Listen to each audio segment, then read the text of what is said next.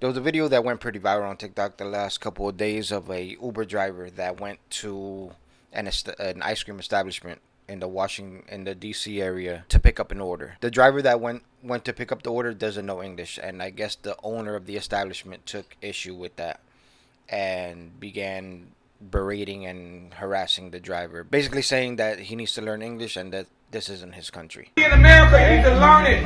Learn English. Learn it. You get money in America. This isn't you getting money in America. Learn English. I don't give a fuck. Learn it. Learn it. You riding on the roads. Learn English, motherfucker. I could understand the frustration of dealing with someone that doesn't know your language or you know his language, but to say something that you need to learn English to drive in America, I don't know about you, about the DC area, but when I was learning how to drive, it was never reading the signs. It was all about symbols and colors. That's why there's no stop on the traffic lights. There's colors. The same way, yes, it says stop on a stop sign, but you know that it's a stop sign because it's a red hexagon. Or a yield sign, it's a yellow triangle. Or a no crossing sign, it's I think a circle with an X. Like, you don't learn the words from the sign. That they're there to help you, but at the end of the day, it's learning the symbols. You could go to Europe or Italy and they'll have the word stop in a certain on a stop sign, but at the end of the day, it's a red stop sign. That's why you don't associate stop meaning stop. You associate red means stop, green means go, yellow is caution or speed up, whatever state you're in. But anyway, yeah, I found that remark to be stupid. So already I could tell that this guy is just, maybe he had a bad day and the dude was just wrong place, wrong time, and he decided to already get at him for not speaking the same language that he was. Talk about that shit. Learn English. Learn English. Learn English. Learn English. This ain't your fucking country.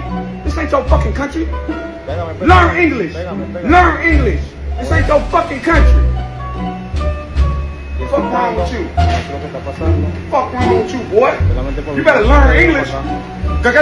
I will say this: the dude that is getting yelled at is extremely cool and collective. If you want me to translate, he's basically saying he doesn't know really what he's saying. He doesn't know why he's getting at him, but it is what it is. He's just leaving it like that. And so the simple fact that this dude is so cool and collective is making the owner actually lash out even more because he's not getting the reaction that he wants. It's a smart tactic. It's the same tactics that you basically do to Karens, but in this case, it's a Darren. Hey,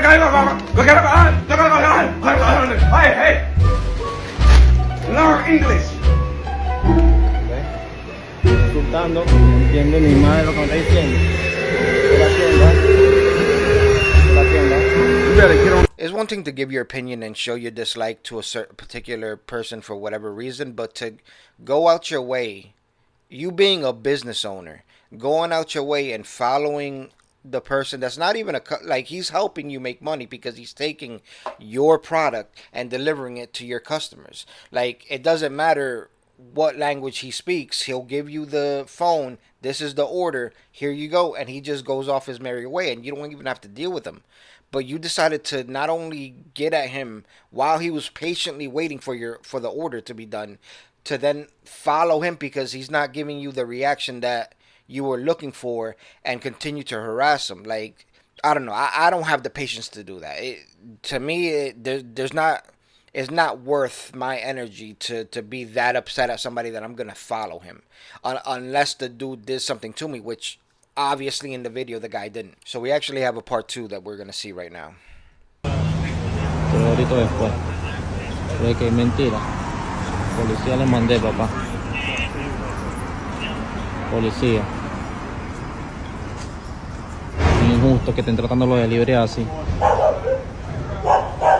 To be honest, regardless of how you feel about, people that don't speak English in this country, he was 100% right in calling the authorities and just having them deal with him, because that was definitely uncalled for him to to berate and humiliate him in front of like potential customers. Maybe like he was just the target that day for whatever reason. I also was trying to give the benefit of the doubt because I was like, all right, you just see the recording of the guy going at the Uber driver for no apparent reason, but the video just starts where the guy is getting at him. There's no really context. So I was like, all right.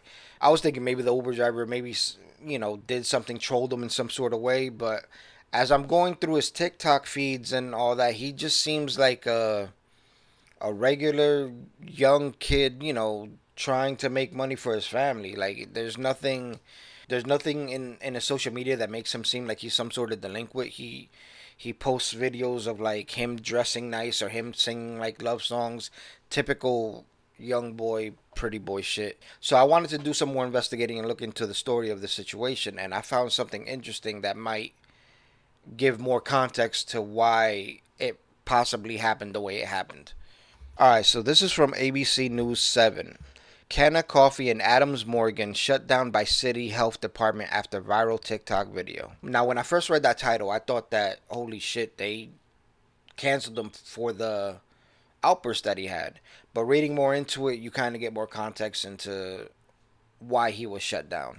So, days after the viral TikTok video showed a restaurant employee berating an Uber Eats driver for speaking Spanish, 7 News learned the restaurant was shut down by DC Department of Licensing and Consumer Protection, DLCP, and DC Department of Health. According to a joint statement from the agencies, Canna Coffee Cookie Ice Cream Burger Wing Spot in Adams Morgan was already under investigation before being ordered on Wednesday to cease operations. Officials said before the viral video, inspections were conducted at the establishment. 7 News learned that DLCP issued 2 notices of infractions on May 13th and August 8th, and DC Health also ordered the closure of the business on September 11th prior to the forced shutdown on Wednesday.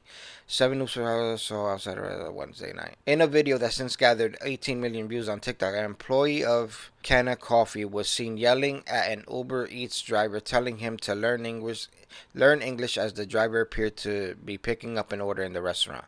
Learn English, the restaurant owner can be yelled, saying at the delivery driver, this ain't your fucking country, blah, blah, blah. The employee even followed the driver outside. I mean, we saw it in the video. The video prompted negative reactions from social media users across various platforms, as well it should have. According to the statement from Uber, the business was removed from the delivery app in response to the video. The video also prompted the Metropolitan Police Department to investigate the incident as a possible hate crime. Bro. So not only is your establishment shut down, you're now also possibly getting a hate crime charge because of the way you decided to handle a person that didn't know English. It's stupid. Stupid.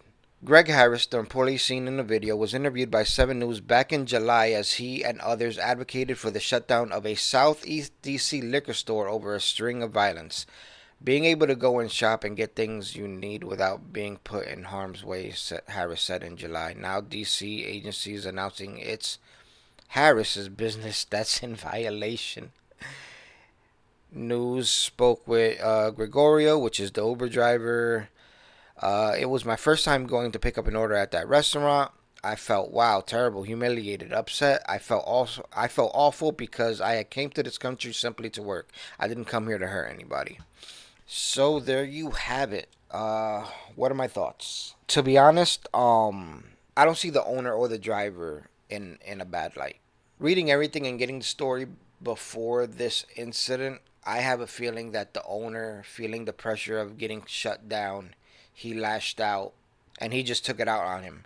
I do feel like there is a conversation that should be had about people that do come in this country and don't know English, but at the end of the day, that's just not the way to go about handling business. You're an owner. Like your bottom dollar is literally that, the dollar. It doesn't matter what color a person is. It doesn't matter what they believe in.